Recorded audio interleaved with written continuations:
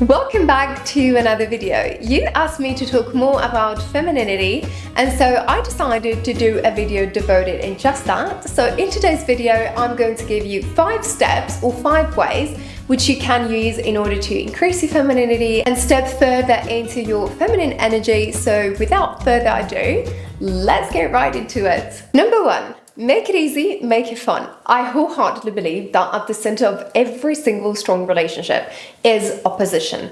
In the sense that what keeps the relationship going, amongst other things, is the ability to give perspective to the other person and challenge them, and so many times lead them to a transformation. Essentially, this protects the relationship because it always keeps you on your toes. The discussions are always interesting, and you always feel good about yourself because you feel like you evolve and you keep admiring the other person because it's thanks to that other person that you're having this transformation. But here is where I think that most women get it wrong. Opposition doesn't mean fighting.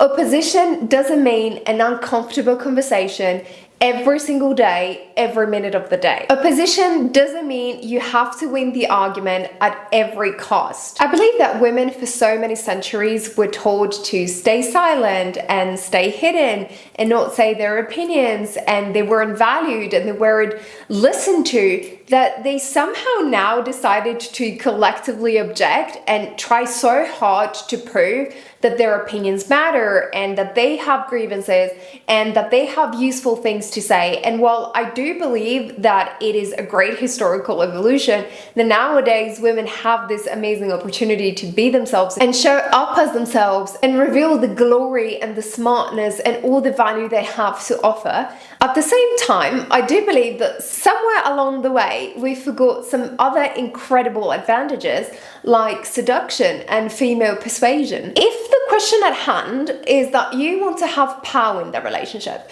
and you want your problems and your grievances to be heard and addressed, then who do you think has more power in a relationship? A woman that is playful and has a positive aura and a non-confrontational style, or a woman that shouts and nags at every opportunity? Stepping into your femininity doesn't mean that you need to stop addressing your problems, or that you're not going to be heard anymore, or that you need to put yourself in the corner and never talk or never explain how you feel and address the problems that actually exist in your relationship. It just means that you're now doing it in a way that the other person actually wants to listen to you. You have to make it easy for people to be around you. People need to be looking forward to seeing you. It needs to feel like a breath of fresh air. You can still, of course, address things, and you must address things. You must address everything that is not okay for you, but you just have to do it in a way that prioritizes the result over the conflict. You can disagree with me, but the honey is better than the stick. And while women collectively nowadays, they want to use the stick because for so many centuries they weren't allowed to actually use it, it doesn't necessarily make it a better solution. Women say, but why do I need to be playful and full of joy and try to be soft and nice when I want to address a problem and just when I want to be heard and address my concerns, and he doesn't have to do any of that and he can just be direct and say whatever it is that he wants to say? The answer is that if you want to have a masculine man, he cannot be a masculine man but at the same time be playful and soft when he wants to address a problem. You, on the other hand, having the ability to do that, or like you doing that, isn't a compromise. It is an advantage and a privilege to be able to actually have impact without engaging in direct conflict. Number 2, from beggar to queen.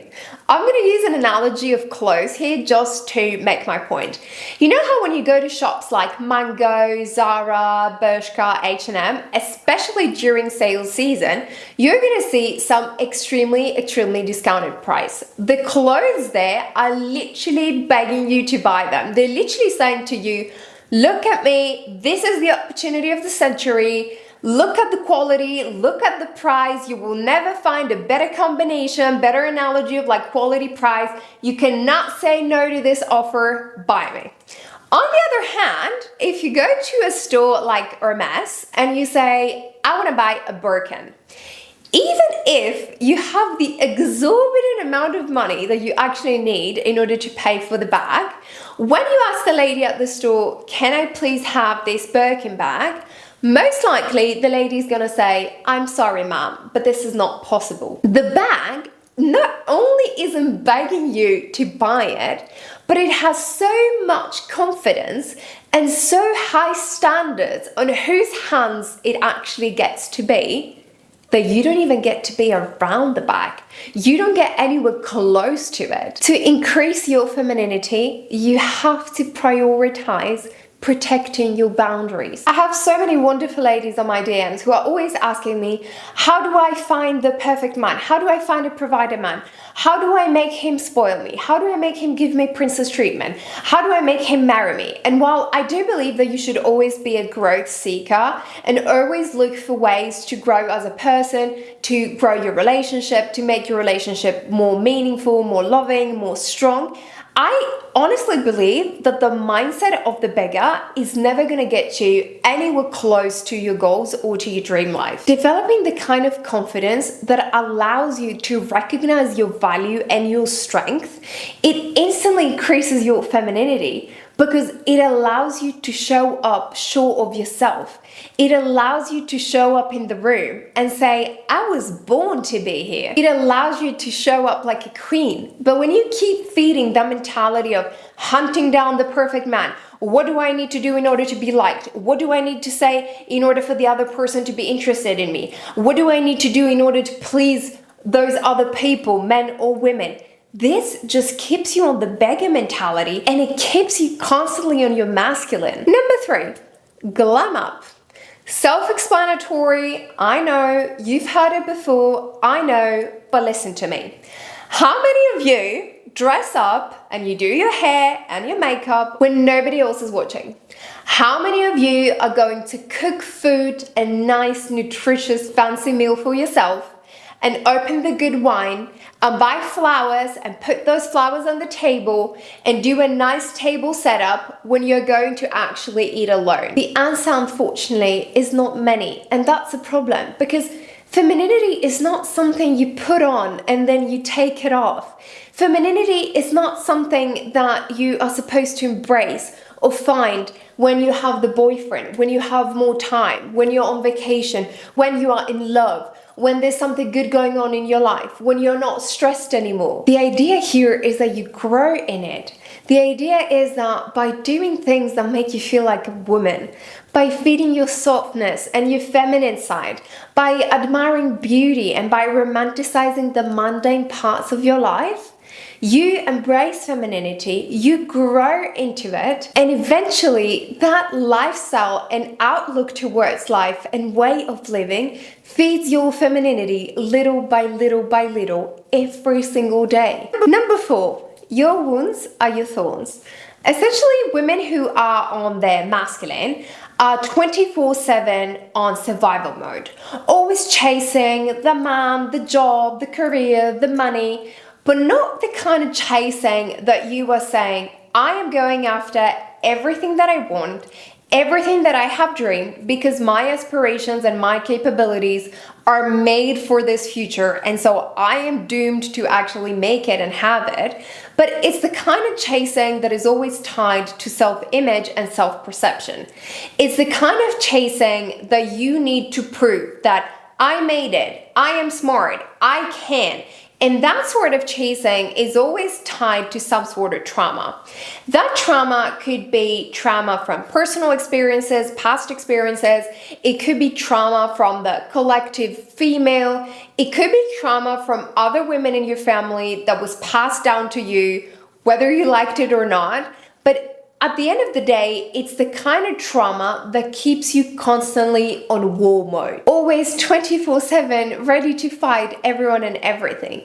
Stepping into your femininity means developing the kind of mindset that you don't care, you absolutely detach from people's opinion and perspective about you and yourself and your life. And while that could be an entire video of its own, what I'm going to say is that in order for you to increase your femininity, you have to develop the kind of mindset that says, you know what, I'm okay with being underestimated. I am okay with people talking negatively about me. I am okay with people not believing in me and my dreams and my goals and my capabilities. Because how many successful, happy women do you actually know that they would spend even a minute of their day to trash talk about somebody else's life? Probably not. And the reason for that is that those women and people in general, they know from experience, they know from themselves that people and women on their level, they don't do that. They don't trash talk. They don't talk about other people's lives. And so everybody else who isn't on their level but has an opinion about their lives is just mainly irrelevant. They don't care about the opinions and the perspective of the people who aren't on their level. Because at the end of the day, opinions are like mosquitoes. They exist everywhere, but they're not necessarily useful. Number 5, vulnerability. I'm all about strong, independent women in the sense that I truly believe that before anyone and everything, you should build a life for yourself that you love and a life that you are so excited to live that every single day you wake up and you just can't wait to go for it. I believe that you should go after your dreams and after your aspirations and after everything that you love, regardless of the presence or the absence of a man. But in my opinion, relationships, and especially healthy relationships, are all about healthy dependencies. I believe in female independency in the sense that I don't believe your entire livelihood and well-being should depend on one person, man or woman. But if you go into a relationship or into a marriage with a kind of attitude of, I can do everything by myself, I can have everything by myself, I can be whoever I want to be by myself, then my question is, what is that man doing there? The decoration? It is absolutely magnificent to have that kind of confidence, but stepping into your feminine means acknowledging that you can do it all by yourself, that you can have it all by yourself, yet choosing not to do it all by yourself and not to have it all by yourself. Learning how to receive, whether it's receiving a compliment, a gift, the princess treatment, the help, it instantly puts you on your feminine because it takes you out of that competition war mode. If you want to increase your femininity, then learn how to say thank you and smile confidently when somebody's handing you a compliment. Learn how to accept that gift. Learn how to accept that princess treatment. Learn how to accept a man taking care of you and providing for you without feeling guilty or the need to prove that you can actually cover that dinner or that hotel room. Learn how to ask for help with your groceries, with your suitcase, with that lamp that needs changing in your house. Learn how to ask for help. Plus, people, and especially men, they love feeling like they're useful. So to the wrong man, you're asking for too much, but to the right man, you are doing them a service. You go deeper on your feminine and he goes deeper on his masculine. Thank you so much for watching. I hope you enjoyed the video, and if you did, please don't forget to like and subscribe as it really helps my channel. As per usual, you will find all of my links, my socials and all of my resources in the description box. You will also find my book called The High Value Woman, which is essentially the roadmap or the blueprint to becoming your best confident high value self. Thank you so much for watching once again, and I will see you next week.